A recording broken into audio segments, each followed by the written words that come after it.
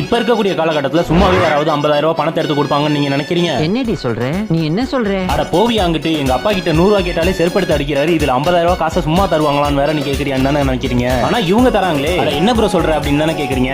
ஆமாங்க, நம்ம சிதம்பரத்துல ரீசென்ட் டேஸ்ல ஓபன் ஆகி சக்கப்போடு போடுற டைம் மிஷின் ஆன்லைன் ஸ்டோர்ல ஜஸ்ட் 1599க்கு ஸ்மார்ட் வாட்ச் வாங்குனீங்கன்னா 50,000 ரூபாய் பணத்தை உங்களுக்கு ஃப்ரீயாவே தராங்க. என்னடி சொல்ற?